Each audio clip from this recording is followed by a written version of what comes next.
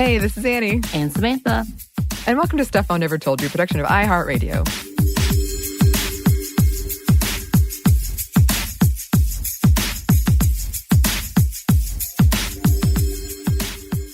For today's question, I'm asking one that I guess we kind of talked about a little bit before, but do you remember when you got your first period? I do. I was 12 years old and I had been excited about it, mainly because I've watched way too many sitcoms about how this is a celebration of womanhood and how this is such a big deal. And I'm thinking my mom's going to at least give me, a present of sorts that tells me about it.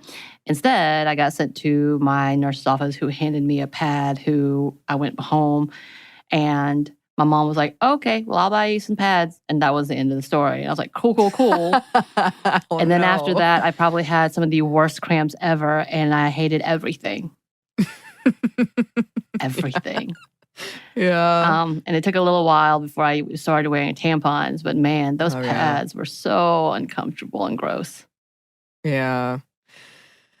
Yeah. I was 9 and we were going to a field trip to the Fox Theater.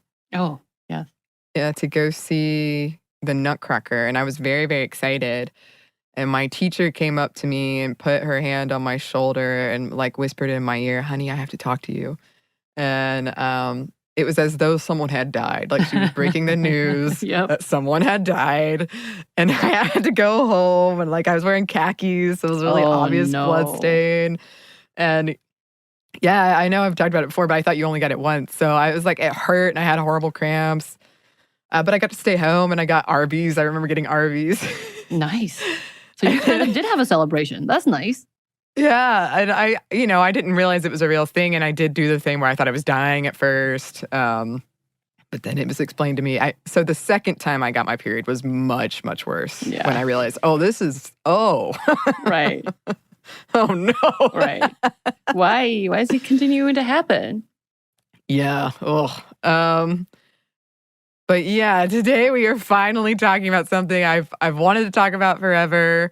It's happening, and we're talking about my theory that almost all horror movies are secretly about male writers and their fear of female bodies, and particularly periods. Yes, and I guess this is kind of like a two-parter because the next one is kind of on that same idea, at least sexuality. Yeah. I had a real revelation researching this, that it's female bodies, but it's also just women. Horror, the genre, is almost all about our fear of women. I mean, that's fair. They should be. Yeah, they should be. Damn right.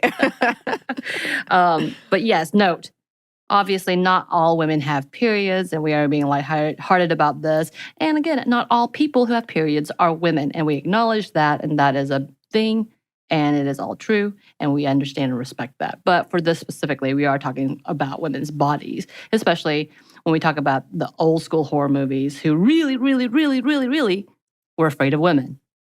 Oh, yeah. And as we record this and as you listen to it, if you're listening to it when it first came out, it's October. Happy Halloween. I know, my favorite time. It's October 1st, actually, the day we're recording this. And I'm already should I get a pumpkin? No. I was trying to get a pumpkin 2 weeks ago and someone told me no. At the store? Yeah, because they were there, and I like the little mini pumpkins. I love those, and putting googly eyes on there. That's my jack-o'-lanterns, essentially, the little mini ones. And they're like, Samantha, no. I was like, okay, I want it. What stops me is I don't want it to rot before Halloween.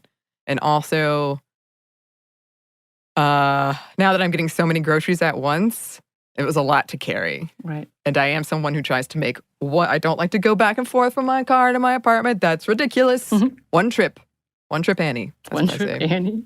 Yes. I'm like, that's the new nickname. Yeah. By the way, I definitely had 2 of my mini pumpkins sitting on my balcony for 2 years. Wow, and they didn't die? They didn't. And the last time, actually, producer Andrew was here over the house, so this was a while ago, over here, and he and my partner went out, and they were like, what is this? And one had slowly started to decay, and the other one was okay, but I think Wow. it had gotten stuck to the railing of my banisters, Oh, essentially. wow. And when they took it off, they threw it into the yard because, that's what you do with gourds, right? And apparently it was disgusting. Like, the inside of it was really gross, but it was intact. Wow. That's a shame. It was almost a part of your apartment. I It know. like fused. It kind of did grow into my apartment. And I'm like, look what you did. Yeah. Y'all ruined my life. Well, happy Halloween. Yes. Happy Halloween. So, to the topic at hand.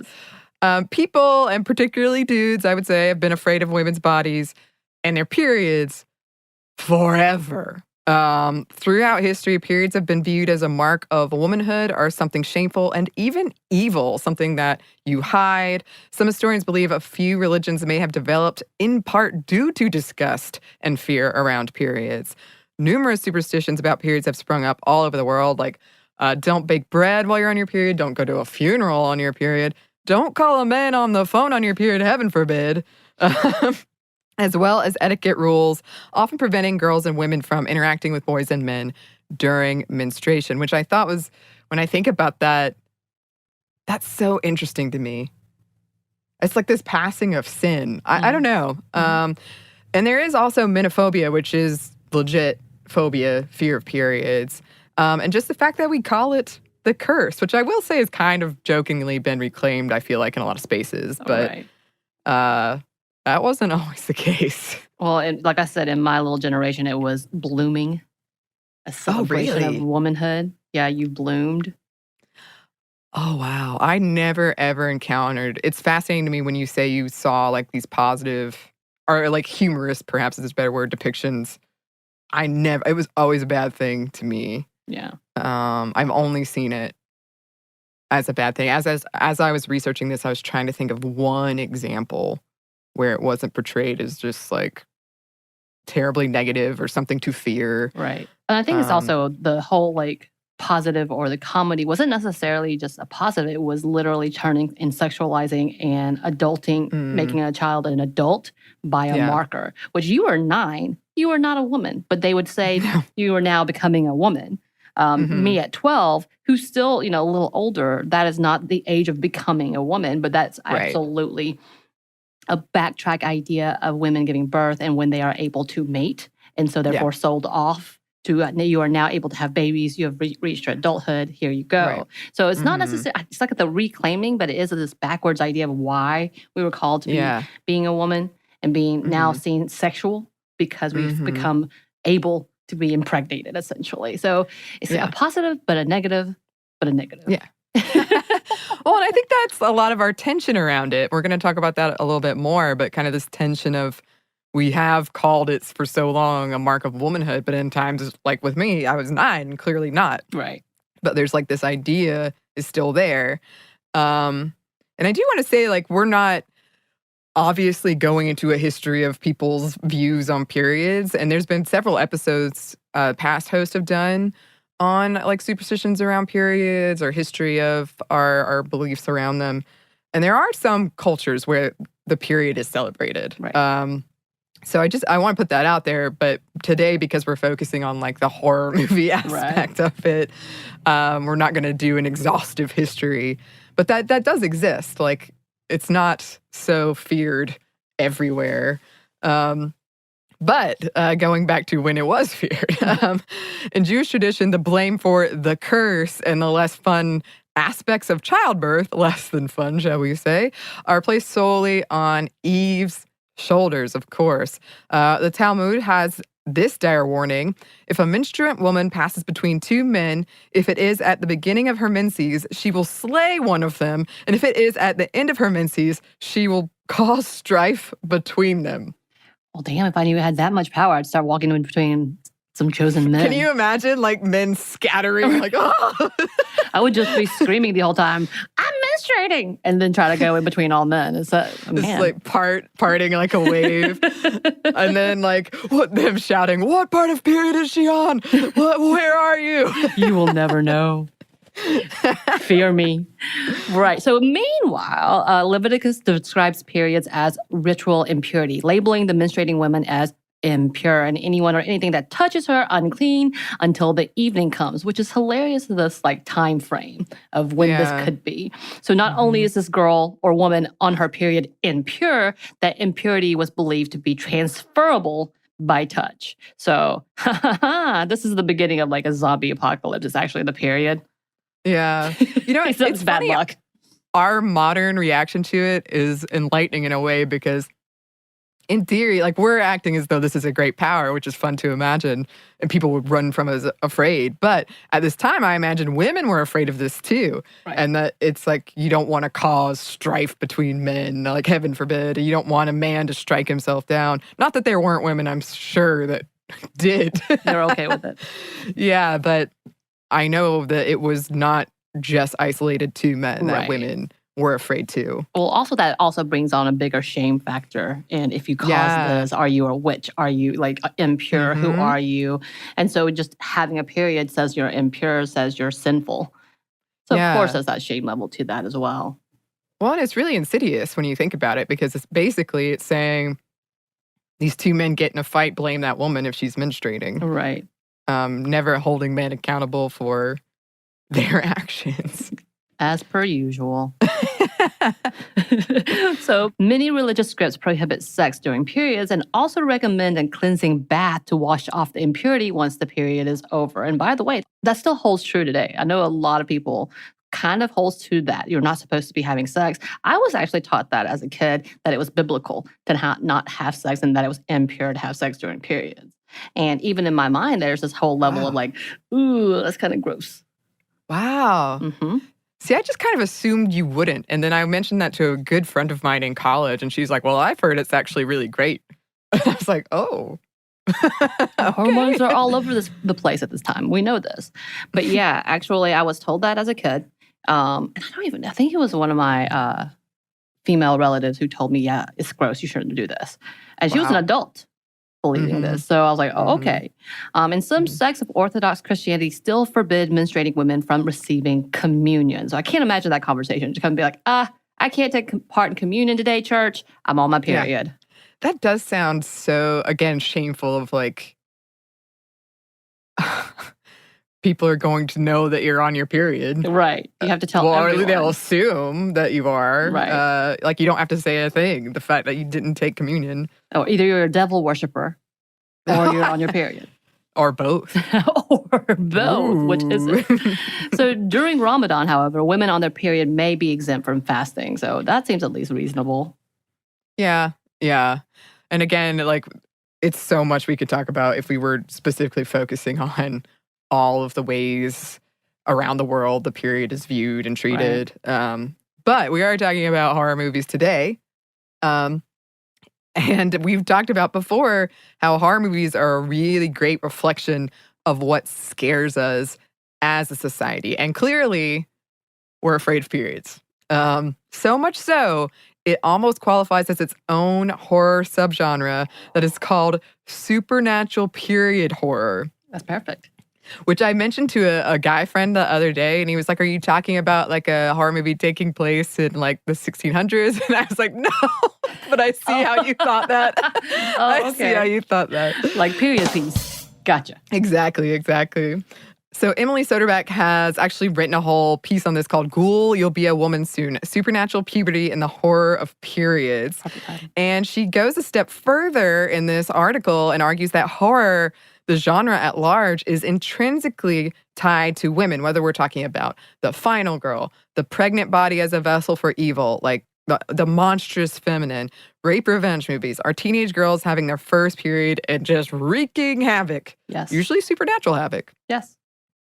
Yes, and actually, I'm really glad I found this piece because that really resonated with me, and I'd never really considered it before. But now I do think a lot of horror is intrinsically linked to women. I think that was very astute. For sure. And it is very telling, as we were talking about earlier, that we rarely see depictions of periods in our media. And especially in my case, I literally cannot think of a positive thing I've seen about the period. But when we do, like most often, it is as a construct in a horror movie. Right. So I think I must have watched a lot more like coming of age movies. And of Yeah. course, a lot of it was more horror, like, oh my God, this happened. I also, one of my favorite Judy Blume books, Just As Long As We're Together, had a scene in Mhm. that as well. And it was a fairly positive, but it definitely makes out to be she became womanly overnight. She grew hips and Yeah. breasts. And I'm like, how's that possible? But back to this. So the big question, why are we so afraid of them? And Yeah. obviously, our emotions. Come on, we're so emotional.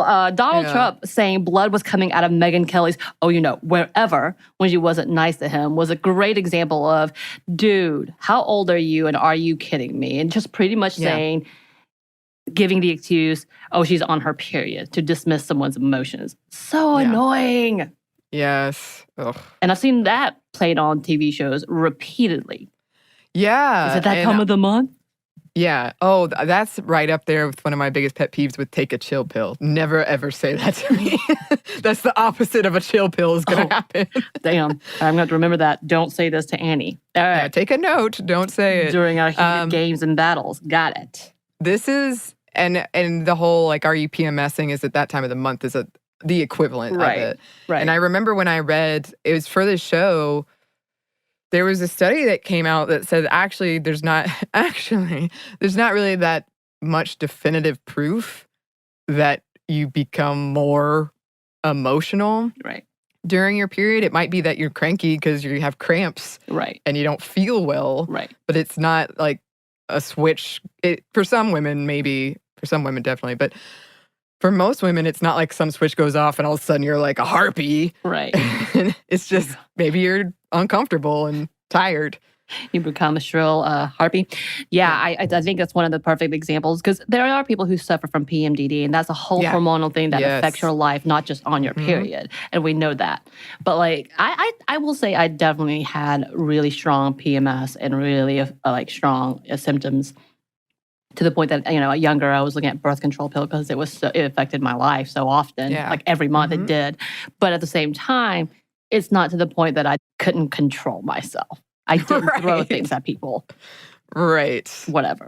Right. However, back to the emotions part, social media platforms censoring images of period blood, as we know, and the hashtag period pride response, which some also see as problematic. So it is a back and forth conversation because I, as someone who was born in the 80s and growing up in the country and trying to figure all of this out, because like I said, I did see positive influences of that, but also this like shame factor of that, hiding the tampon, making sure no one saw if you bled on yourself, all those things. Yeah, not having my male counterpart or my brothers or carrying tampons for me, how dare you, even being down that aisle brings some shame. But it does seem like the exemplification of, hey, I'm going to just wear blood everywhere. It's kind of like, it has this thing, like, I do get a little squeamish about that. And I don't know if that's more so of my ingrained, this is shameful, or it's just like, this doesn't compute as something that I show, what I show off. Sure. So it is like this back and forth of like, huh. And I think people in my generation have that same kind of idea of like, yes, I'm not going to be hiding it, but at the same time, I don't want to wear my blood so everyone can see. Yeah. And just also the conversation around, people who don't have periods, who are women. I know that was a couple years ago when I remember this really being a big thing. And I remember pieces of that conversation. So I think it's great to have that conversation that some people are like, no, I have my period and I'm proud of it. I'm all for that. Right. But yes, always good to have those and make sure we're being inclusive when we talk about things like that. So another reason I think we're afraid of periods is religion. And I have been watching a lot of horror movies lately, a lot. And I've realized a lot of our horror movies are religious in nature. And I know we've talked about this, Samantha. I don't know if I've ever talked about it on the show, but when I was young, I was very, very religious. I think I have talked about it. And I would lie awake at night and think I'm going to burn in hell and that I was a bad person. And I can see, especially when we're talking about older times and religion back then when you didn't understand the world around you, and you thought your period was shameful because it's in like religious text, then it would be terrifying. Yeah, and like the shame, it's one thing like the shame I feel, but back when I was a kid, if I had thought like this was some sign of my impurity, Right. and I was going to burn in hell because of it. Right. Yeah. Also, it also puts this responsibility of my duty as a woman who has now bled is to birth children, because this is the only reason for it. If I'm not using that ability, I'm sinning, which has been that old school text in religion as well, and what providing for a family looks like for women. But yeah, absolutely, Carrie, the movie, which we'll talk about in a little bit, is the epitome of that whole idea. Yeah. Oh, yeah. Another reason I think people are afraid of periods we are afraid of women's bodies. We see this with women's bodies as a vessel for evil, the bad seed, Satan himself, like Rosemary's Baby, like being the mother of that. And I was thinking about that more in depth, and it's almost always, it comes down to blaming the mother in these movies. Always. Or blaming the woman in these movies. But often the mother, like especially in serial killer movies, it's like, oh yeah, it was the mom. She should have done X, Y, Z. And then I was like, well, the final girl might be an exemption, but I feel like the final girl is, here's this pure, innocent woman who suffers, and eventually a man will get, I don't know, like she's being preserved for a man at a future date. Right. Which her precious, precious virginity, which is why she survives, right, is being preserved for some future man. Well, we know the sequels that come out, it's always never good. And it's a turn for her trying to be a woman at this point. Ugh. Yeah. And, there's also this fear around the transition into womanhood. We're very scared of young women, young girls becoming young women. We literally are afraid of fangirling. I think about that article I read all the time where it seemed legitimate. The author was like, this terrifying trend among young girls where they scream together and lust after this man. It's like, what? Calm down. Yep. Not only do we not understand, thanks to a long lack of science, changing hormones, our bodies, we also don't understand like changing emotions. We're afraid of it. And we see this in so many movies. And I know we've been talking about this a lot lately, but I think this is in part why all those father-daughter post-apocalyptic stories exist. Right. What could be more difficult and terrifying and altruistic than a man trying to understand a teenage girl? Absolutely. What are zombies compared to that? I mean, the teenage boys, talk about porn. Great. Talk about sex.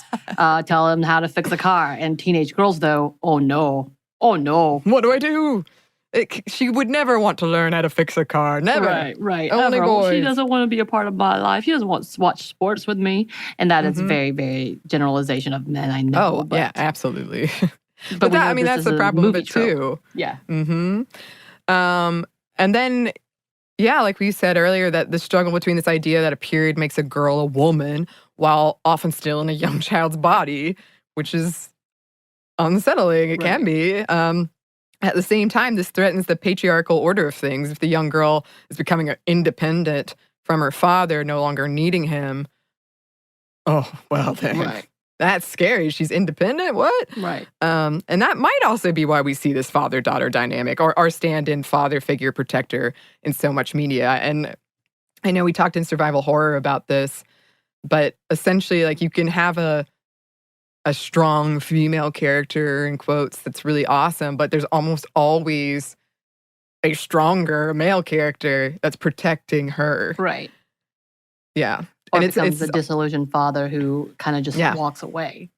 Yeah. Yeah. And it's a marker of how good he is if he stays around and protects her. Right. Yeah. But okay, we do have some examples for you. But first, we're going to pause for a quick break for a word from our sponsor.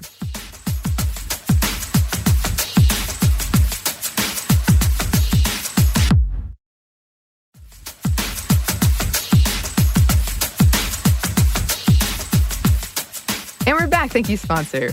And we're back with Carrie. The iconic religious horror movie. Yes. And story, of course. Sorry, story. Of course. This is probably one of the most iconic examples of what we're talking about. So this is Stephen King's Carrie. The book came out in 1974, and the movie, directed by Brian De Palma, debuted 2 years later in 1976. Sissy Spacek starred as Carrie, who was a shy, abused high school girl who was bullied by both her religious mother and her classmates. And when she gets her first period in the gym locker room, her classmates mock her, they throw tampons at her, they shout, "Plug it up." And Carrie, who has never had any of this explained to her, believed she was dying. Her mom called it a sign of, quote, sinful sexual fantasies. And this all happens to coincide with Carrie developing powers, of course, telekinetic powers, which are symbolic of her becoming a woman. When a cruel prank leaves her doused in pig's blood, representing her period, she turns those powers indiscriminately on all in her path in a wave of terrifying supernatural violence. As her mom washes the blood off her in the end, she reveals Carrie was the product of a rape that her mother, quote, enjoyed, and that sin never dies. Mm-hmm. Yeah. And I'd never seen this movie when I wrote it, and I still haven't seen it, much to Samantha's chagrin. But I knew most of this from memory, so it really left a mark on our cultural psyche. And it received several awards, it received several nominations, and is regularly included on lists of the top horror movies of all time. Right. Yes. I was very sad to hear you say someone who loves horror movies have not seen such an iconic movie. You did say you read the book, so I'll allow it. But this is definitely of a different beast. Not only do you have an innocent girl, or in this, I think she would be called a cinnamon roll with a SINNAMON.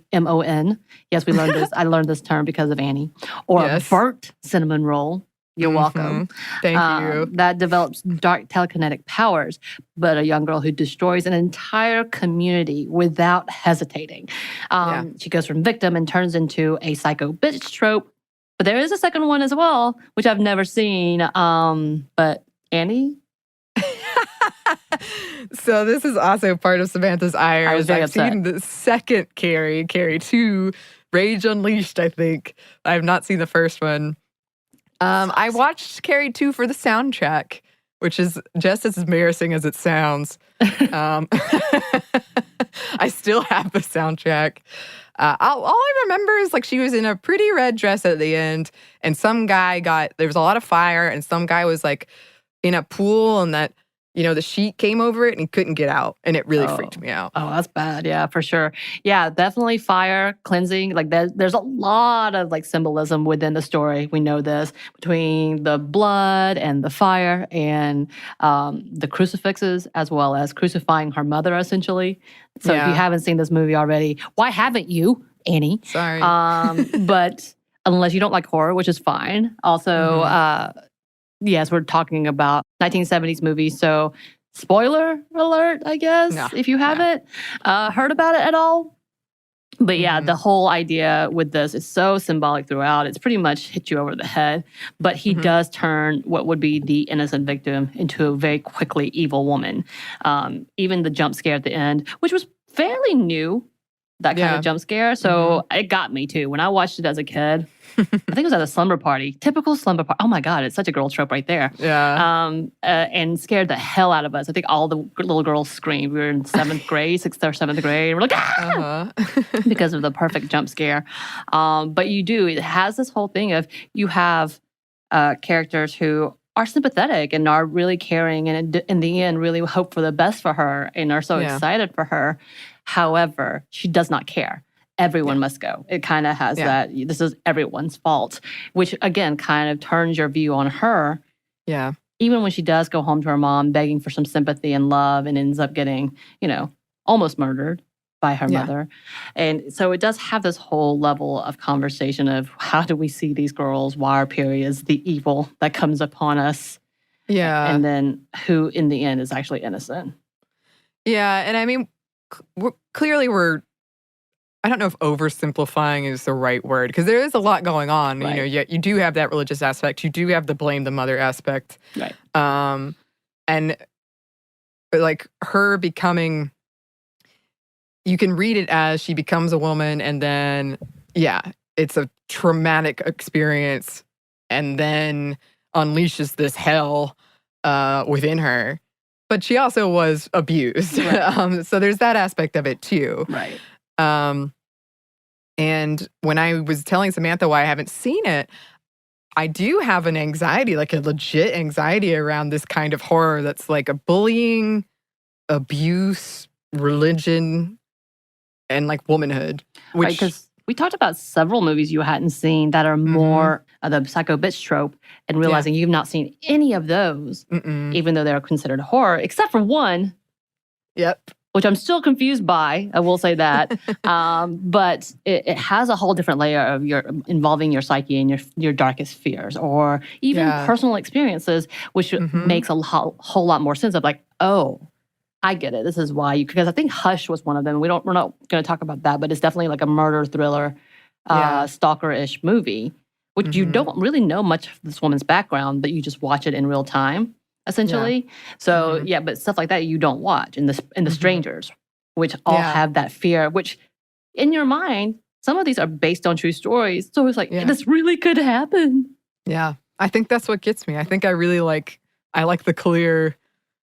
Oh no, this is not the real world stuff. Not that I haven't watched plenty of those, but I think these are because I have these anxieties. They're so close to home. Yeah. But speaking of like playing on your worst fears and Stephen King, I will say this is probably one of my biggest fears. And the reason why I am afraid of freaking clowns is because of this movie. So Stephen King tackles the fears of girls becoming women, and the fear that comes with it is it. So you have it as a conversation about women and periods. And I didn't really think about it because I don't know if I've ever finished the early series, like when it came out in the early 90s, because I couldn't get past the clown, Tim Curry as the freaking clown, and those teeth. But in the newer movies, I did see it, in which they do talk about the main female character and her period and her becoming a woman, and then the relationship she has with her father. Yeah. So in the most recent movie, Beverly Marsh's greatest fear is that very thing, and the pain it brought her via the sexual abuse from her father. When he discovered she had her first period, he said she was a woman now, and very creepily sniffed her hair. Is a little different in the book, which I've never read the book either. Again, clown in the story. I was over it. And there's even a scene where she stares at a wall of tampons and pads at a pharmacy before choosing one, and then gets leered at by the older male pharmacist when she checks out. Again, this is whole I relate to that. Yeah, it's not just the fact that there's this almost invitation of like, I'm sexual now, which is so untrue. I've definitely had this exact moment at a store where it's a male cashier and they're checking you out and they give you this look like, gross. Yeah. And in one scene, Beverly is in the bathroom, which was very horrifying, leaning over a sink with blood explodes out from the drain, completely drenching her and the bathroom in crimson blood. And honestly, I feel like I've seen scenes like this a lot growing up because I watched a lot of horror movies, and it never clicked with me what that truly was representing. And it's like, I thought people just had a phobia about blood, which is true. But this which is part of this whole thing. Right. Well, absolutely. They're like, oh God, you're bleeding and there's no cause for it. This seems unnatural, because we see that as a warning of something bad is happening to your body. This is repeated in It Chapter 2. By the way, I have not seen that one. When a now adult Beverly is trapped in a bathroom stall as blood gushes and rises around her, and her father and the pharmacist trying to break in.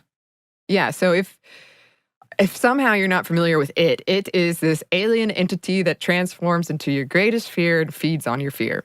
So, and at the end of Chapter 2, they're all having to face their greatest fears. And so now Beverly, as an adult, there's just blood all around her. And these men who kind of tormented her, made her this object of sexual fantasy when she was young, are trying to get into the bathroom stall. And apparently Stephen King has some kind of I guess he likes coming of age things in general, and for him, coming of We age. talked about Stand By Me as one of his like sweet movies about boys coming together, but then also death. Yeah, but it's just interesting that these examples do involve the period so much. And then, The Shining, everybody, which notoriously he hates that movie, but that scene with all the blood coming out, everybody uses that as a joking gif, like, my period's here. Right. Right. Yeah. But let's move on from Stephen King from now and talk about Ginger Snaps, which is a movie I love. I love that movie. Yeah, so this was made in 2000, and it marries a teenage girl getting her first period with her becoming a werewolf. Like getting hair in new places, acting out of character, more volatile, painting her sexuality in a very monstrous way. But it's very self-aware. It's on purpose. Right. It's definitely commenting on this whole thing of when you get your period, when you become a woman, then you become this monster. Right. Like a werewolf. The movie's tagline is, "They don't call it the curse for nothing." So have you seen any of the sequels?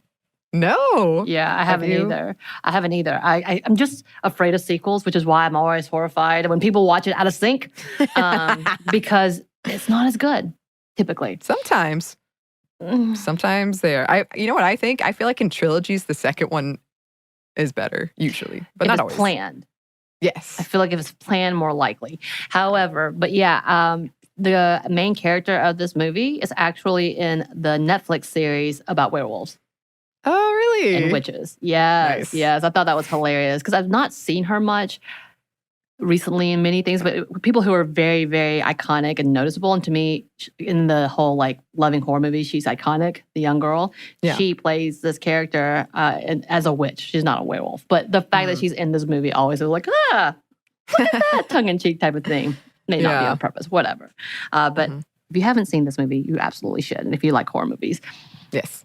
Then, yes, The Craft. It was really funny because we had our listener, Kat, hey, Kat, send us a link on Twitter about the remake of The Craft. And as soon as she did that, I think it was a few days later that the trailer came out. And of course, one of the big scenes is a period scene, which is not really like, I don't know if it's a part of the movie. Obviously, we haven't seen it, but this was definitely not a part of the original Craft.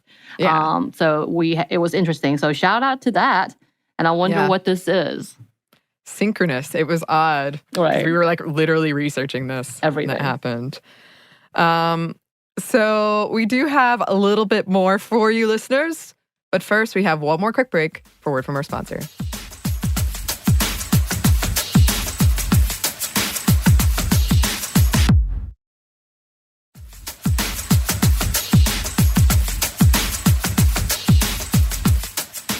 And we're back. Thank you, sponsor. And we just wanted to wrap this up, I suppose. So when I was thinking about this, doing the research, I do think horror movies at large, when I joke about, semi-joke about how they're all about male writers' fears around periods, I think what I actually mean is they're all about male writers' fears and, all of our fears around women. And periods have often been symbolic of womanhood. Now, again, I know we've been, hopefully in what was clearly a vocal air quotes saying becoming a woman. Right. We've been saying that throughout. But again, you don't have to have periods to become a woman. But it is something that we've seen in our culture and in our media a lot. And I do think the horror genre is intrinsically tied to women and our fears around it. That just makes sense to me. I don't think I'd ever really put it together. Like I'd always think, like, this genre is about final girls, and this genre is about pregnant women giving birth to evil babies. And, I'd never thought about in like the whole scheme of horror, how much of it is about women and girls. Well, because, you and I have had many conversations because I love those movies about, hauntings and, possessions and all of that because it's a nice little scare. But when you look at it, a chunk of it has to do with a mother who's lost a baby who's haunting someone, or a mother who didn't want children and sacrificed them is haunting someone. And it's always the mother. It's always the mother doing something, whether it's going after the mother or the mother's going after a child. It's very but it's that whole overall. It's not just one generation of things. It's all the things. So when we talk about And then we're going to soon. We're talking about femme fatales. That's the single woman. Oh my God, be scared. Terrified. Terrifying. I strike so much fear in the hearts of men. It's true. And all of the points that we've discussed in our previous episodes on horror movies, there's been this tension of badass final girls, or even in video games when we're talking about badass protagonists that you can play. But a lot of the messaging behind them is still very rigid and sexist.